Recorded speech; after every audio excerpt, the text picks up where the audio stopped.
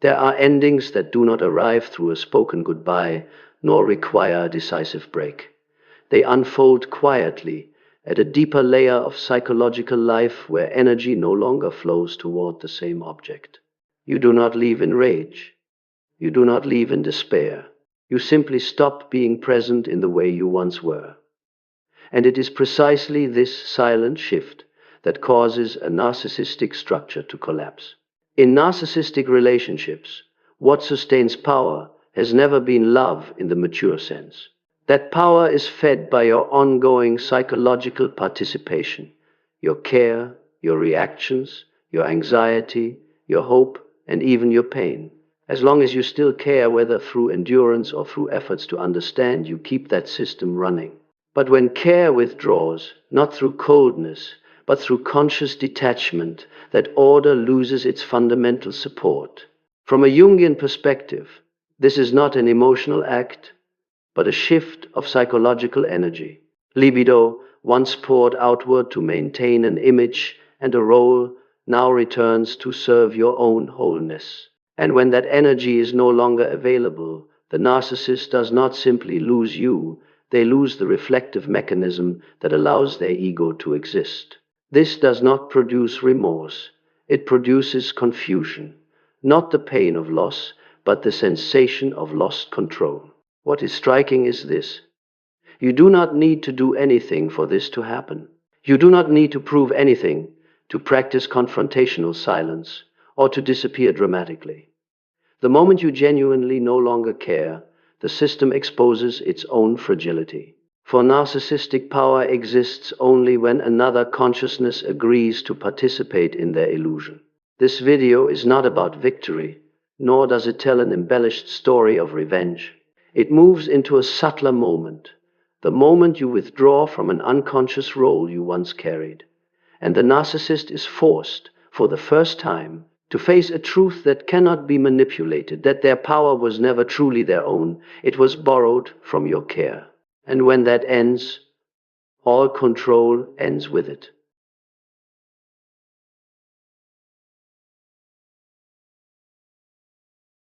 If one were to identify a single pivotal point in the entire narcissistic structure, it would not be selfishness, nor merely the need for admiration.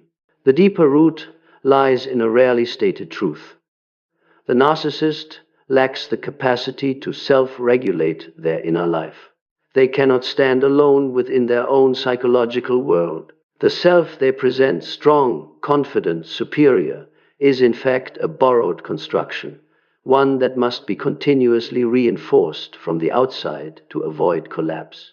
In relationship with you, your care was not simply affection. It became a function. You listened so they could feel important. You reacted so they could know they existed. You suffered so they could feel powerful. Even when you were sad, angry, or trying to explain, you were still providing something essential: reflection. In the language of Carl Jung, this is what happens when an insufficiently stable ego must rely on another's consciousness to maintain an image of itself. What confuses many people is the belief that they are loving, sacrificing, or trying to save a relationship. But at a deeper level, what is occurring is a form of participation mystique, an unconscious merging in which the boundary between self and other becomes blurred. You are no longer merely an independent individual, you become a psychological extension of them. Your care fills the inner void they cannot face on their own. This is why caring becomes fuel for power. Not because you are weak, but because you are still present. Not because you believe them, but because you are still participating. Narcissistic control does not require absolute obedience. It only requires that you have not withdrawn your energy from the system. As long as you are still thinking about them, still wondering how they feel, still wanting to be understood, that structure remains operative. At this stage, what matters is recognizing this. The narcissist does not take your care from you. You give it because somewhere within you, this bond once held meaning, perhaps, the hope of being recognized, loved, or seen. Jung would describe this as the meeting point of unconscious contents. Their shadow finds shelter, and the unhealed part of you finds a story to cling to. Therefore, to say that your care is the foundation of their power is not an accusation. It is an honest description of a psychological structure. Only when you understand that you once held that system upright can you understand why the moment you stop caring is not a reaction but an ontological withdrawal. And from that point onward, everything begins to change in a way the narcissist can no longer control. One thing needs to be clarified here. Stopping caring is not an oppositional act toward them, but a restructuring that happens within you. It does not begin with an attitude, but with a deeper shift in how psychological energy is allocated. Stopping caring does not mean becoming cold, bitter, or emotionally numb. Those states are still reactions, and reactions, even when negative in form, are still modes of participation. Like anger or resentment, they keep you within the other person's orbit. At a deeper level, a narcissist does not distinguish between love and hate. What they register is that you are still there, still revolving around them psychologically. For this reason, deliberate coldness or punitive silence is not the same as stopping caring. It is merely a reversal of control. True disengagement occurs when you no longer need to place them at the center in order to locate yourself. You no longer feel compelled to explain, to be correctly understood, or to fix something within them. Not because you are morally superior, but because something more fundamental has shifted. You no longer treat their reactions as the measure of your worth, your safety, or your reality. Here, care is not suppressed, it withdraws on its own because it no longer serves a function. From Carl Jung's perspective, this is the moment when libido, life energy, and conscious energy ceases to flow outward to sustain an image, a role, or a compensatory bond. It turns back toward the work of inner self-regulation. You are no longer holding emotions for another person. You are no longer mediating between them and reality. This does not create emotional drama. On the contrary, it is often accompanied by a quiet sense of emptiness, sometimes disorienting, because you were accustomed to always having something to do within that relationship. On the surface, the moment the narcissist realizes their power has been lost may show no obvious signs. It does not have to involve an outburst, a confrontation, or an immediate panic response. But internally, a subtle disalignment has already begun. What emerges first is not remorse, but confusion. Not the grief of loss, but a sense of disorientation. Because within the narcissist's inner structure, you once functioned as a reference point, a way to know they were okay, a way to know they still had control, a way to know they still existed in a familiar sense. When you stop caring, that reference point disappears. And instead of facing that void directly, the narcissistic ego begins to react. The first reaction is often internal denial. They reassure themselves that you are just angry, you're just testing, you'll come back. This is not confidence, but a classic defense mechanism meant to delay reality. Because acknowledging that you have genuinely withdrawn psychologically would force them to face something even more frightening, that their power was never truly in their own hands, but depended entirely on your participation. When denial is no longer sufficient, another state begins to form, nameless panic. Not panic tied to a specific fear, but a constant background tension without a clear object. They begin to think more, monitor more, check more, not because they care about you in a human sense, but because they need to determine whether they still control anything at all. In their inner world, loss of control equals the risk of disintegration. From a Jungian perspective, this is the point at which the persona begins to crack. The persona, the social mask, the image they present, requires continuous external validation to remain intact. When that validation disappears, the shadow, the rejected aspects of insecurity, shame, emptiness begins to surface. And what must be emphasized is this: The narcissist does not have a healthy relationship with their own shadow. They do not integrate it. They flee from it.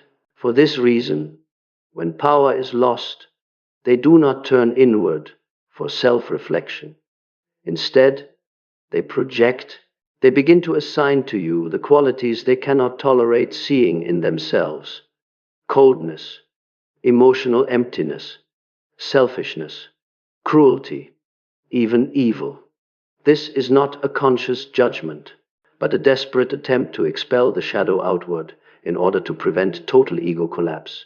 In their unconscious logic, if you become the bad one, they can still preserve the role of moral center. Alongside projection comes an abnormal escalation in image control. When they sense that you no longer care, what they fear most is not losing you, but losing the audience. Because without an audience, the performance collapses. They become preoccupied with who is watching, who is believing, who might see through the mask. This is why, at this stage, many narcissists become obsessed with how they appear to others, rather than genuinely engaging with the relationship that has ended. It must be made clear: the moment they realize their power is gone is not an enlightening one. It does not lead to awakening or growth. On the contrary, it activates more primitive defense mechanisms. Because acknowledging that you no longer care means acknowledging that they are no longer the center of the psychological reality they once controlled. For a fragile ego, this is an existential threat. At a deeper level, what makes this moment unbearable is the confrontation with inner emptiness.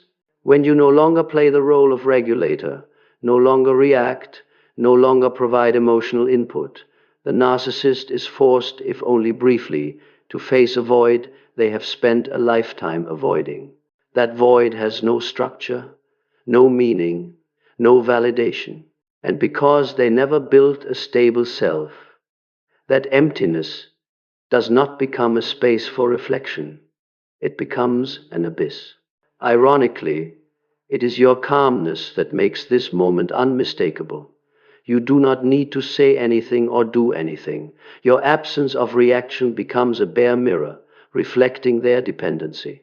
And in that mirror, they do not see you, they see their own helplessness. Therefore, when we say the narcissist realizes their power is lost, this should not be understood as clear insight. It is a painful but vague sensation, experienced as loss of control, loss of order, loss of ground. And from this moment on, they do not move toward maturity. They enter a chain of reactions aimed at restoring something that no longer exists. That very chain of reactions exposes, more clearly than ever, the true nature of the narcissistic structure. From this point forward, every tactic the narcissist employs, no matter how sophisticated, falls into the same paradox. It only functions within a system you are no longer part of. Love bombing is no longer an invitation. It becomes a performance without an audience. Guilt no longer reaches you, because it requires someone who still places them at the moral center of their world. Even their silence, withdrawal, or disappearance has no impact, because it only ever mattered when you were still watching, still speculating, still trying to understand. The core point here is this: you are no longer reading their signals. In a narcissistic relationship, power is sustained through a continuous feedback loop. They signal, you react. They adjust, you adapt. When you stop caring, this loop is severed. Not because you are deliberately ignoring them, but because your nervous system and consciousness no longer register them as a reference point. And once the reference system has changed, there is no return to the old state without destroying the newly formed integrity. At a deeper level, what makes this irreversible is that you have reclaimed your psychological energy back to the self. In Jungian terms, when libido is no longer trapped in an external object, it does not remain available to be easily pulled back. It begins to reorganize internally, establishing a new order and forming boundaries that no longer need to be consciously defended or maintained by willpower.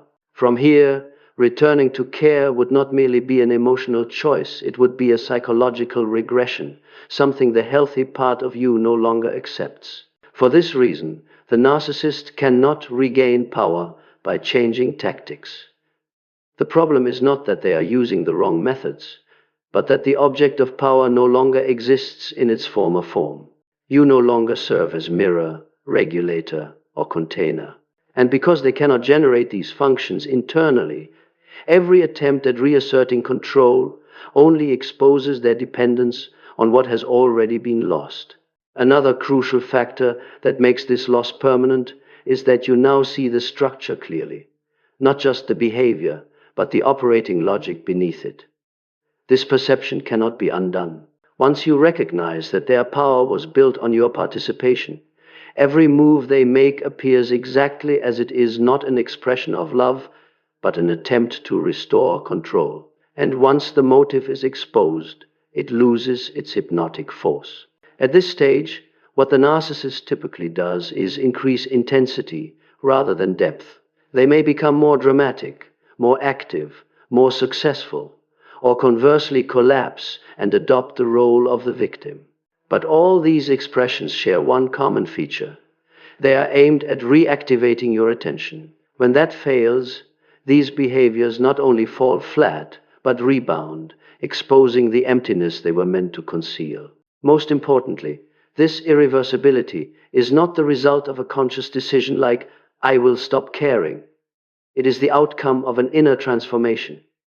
You no longer hold them in your mind as a problem to be solved. And when a person is no longer a problem in your psychological life, they are no longer a source of power. From here, the relationship does not end with a slammed door. It dissolves because there is no longer a structure to sustain it. It is precisely at this point that every attempt to go back to how things were becomes impossible. Not because you are stronger than them, but because you have stepped outside the reference system in which their power once had meaning. And when a reference system collapses, no tactic can restore it, only increasingly desperate reactions that signal an inevitable end. When the narcissist reaches the point where power can no longer be recovered, what follows is neither acceptance nor letting go. What emerges is a sequence of desperate, instinctual reactions rather than strategic ones. At this stage, they are no longer playing the game in the familiar sense. They are struggling to preserve a sense of existence.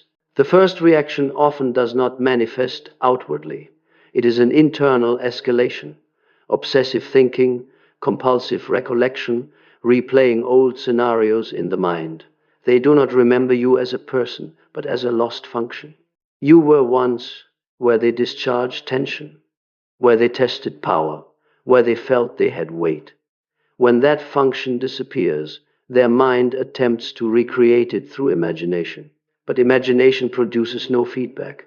And it is precisely the silence of reality that causes their inner world to become increasingly unregulated. When the inner world is no longer sufficient to self-soothe, a second reaction appears, the escalation of performative behavior, not to return to you, but to convince themselves that they are still being seen. They may become louder on social media, display new images, new relationships, new successes.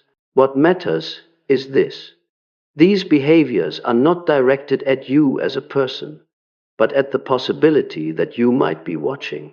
Even if you are not, the assumption that you could be watching becomes the way they cling to a sense of lost power. However, because you are no longer within that reference system, these displays fail to generate the expected response. And when performance no longer works, the next reaction becomes cruder, indirect manipulation. This is when they stop trying to reach you directly and instead act upon the environment around you. Stories are retold, images distorted, roles reversed. Not to make you believe, but to contain the spread of truth. Because what they fear most at this stage is not losing you, but losing the narrative, the story that allows them to exist in the eyes of others. When even indirect manipulation fails to pull you back into participation, another reaction emerges, extreme emotional splitting. Here, they no longer oscillate between love and hate, pursuit and withdrawal. They shift into rigid opposites, either unrealistically idealizing themselves or casting themselves as the absolute victim. Both states serve the same purpose: to avoid confronting the truth that their power depends on others. In Jungian terms, this is the moment the ego contracts to avoid direct contact with the shadow. One critical point must be emphasized. At this stage, many people mistakenly believe that the narcissist is suffering because they lost you. In reality, they are suffering because they have lost control over psychological reality. This pain does not lead to learning because it is not processed consciously. It is discharged outward as behavior. Increased impulsivity, greater recklessness, heightened self-destructiveness. They may make decisions that further damage the very image they are trying to protect, because at this point, feeling that they still exist matters more than existing in a stable way. Another reaction that commonly appears at this stage is the frantic search for replacement. Not to build a new relationship, but to immediately fill a functional void. The new person is not chosen for compatibility, but for responsiveness. And because this substitution lacks depth and is rushed, it rarely sustains power for long. This creates a loop. The faster the replacement, the more fragile the power, the more fragile the power, the more extreme the behavior. At a deeper level, this chain of desperate reactions reflects an unavoidable truth. The narcissist lacks the capacity to self-stabilize after a loss of power. They do not possess an internal structure strong enough to remain with emptiness without acting. And because they cannot remain still, every reaction becomes disruptive to others, to the environment, and ultimately to themselves. What is striking is this: throughout this entire chain of reactions, you are no longer the center. You are merely the point of rupture. From that point on, they revolve around themselves, around image, around the fear of being seen through. And this confirms that the power they once held was never about you. It was about their ability to pull others into their world. When the narcissist's desperate reactions begin to unfold, the most important thing to understand is this: the center of the story is no longer them. Not because you have won, but because your psychological structure has moved into a different phase. What happens to you does not take the form of exhilaration or instant relief. On the contrary, this phase often begins with a state that is difficult to name, a quiet emptiness. That emptiness appears because, for a long time, your inner life was organized around reacting, adjusting, anticipating, and enduring. When that role ends, the psyche does not immediately become happy. It must relearn how to exist without tension as its organizing principle. This often feels disorienting. You are no longer triggered, but you do not yet feel whole. There is no drama, but there is no clear new meaning either. This is not a failure of healing, this is the sign of restructuring. At a deeper level, what is happening is the retrieval of the ego. In narcissistic relationships, a large portion of your consciousness was pulled outward to maintain someone else's order. When that ends, the energy returns, but not immediately as strength. At first, it returns as a profound fatigue, not exhaustion from depletion, but fatigue from no longer having to brace yourself. In Jungian terms, this is the stage at which the ego must face the parts of itself that were long neglected. With no other person left to carry projection, your own shadow emotions once suppressed, such as anger, grief, or shame for staying too long, begins to emerge. But unlike the narcissist, you are capable of staying with your shadow. You do not need to project it outward. You can feel it without being consumed by it. Another important shift occurs at a very subtle level. Boundaries cease to be decisions and become instinct. You no longer have to remind yourself, don't care, don't react, don't go back. Those impulses simply fade, not because you are stronger, but because your nervous system has updated to a new truth. That relationship is no longer tied to your safety or identity. When boundaries reach this level, they no longer require defense, they simply exist. At the same time, a profound perceptual shift takes place. You begin to see yourself without filtering through their lens. Questions that once haunted you: what did I do wrong? Why wasn't I enough? What if I had been different? Gradually lose their weight. Not because you found satisfying answers, but because you realize these were never the right questions. They belong to an old reference system in which your value was measured by someone else's reactions. At this stage, many people are surprised to discover that they are no longer curious about what the narcissist is doing. Not because they are trying to avoid it, but because curiosity itself has left. This is crucial. Curiosity is a subtle form of participation. When it disappears, it signals that withdrawal is complete. The other person is no longer a psychological object, but merely a memory without energy. Another consequence, rarely discussed but decisive, is the reshaping of identity. When you are no longer living in reaction mode, you begin to discover who you are beyond the roles of the one who endured, understood, or tried to keep the peace. At first, this can feel empty, because you were accustomed to being that person. But gradually, that space opens to other aspects of you: creativity, autonomy, the ability to choose without explanation. What must be emphasized is this: this stage does not resemble a victory narrative. There is no moment of "I overcame them." Instead, there is a new normal one, in which you no longer need to define yourself through any relationship built on power. In Jungian language, this is the first real step into individuation, not through dramatic illumination, but through quiet stability. And it is here that a truth becomes clear. How the narcissist reacts, whether they collapse or grandstand, no longer has relevance to your process. The paths have diverged. They continue to orbit their fear of lost power. You begin learning how to live without needing power at all, only inner coherence. This is where the story truly ends, not because someone lost, but because you left the arena where winning and losing once mattered. From here on, any return would not be a return to the old relationship, but a turning away from the growth you have achieved. The end of narcissistic power does not arrive through a dramatic collapse. There is no public exposure, no moment of unmasking before a crowd, no loud justice, as many might expect. In Jungian terms, it is a silent ending, like a symbol that loses the energy sustaining it and therefore dissolves on its own. Narcissistic power was never an independent entity.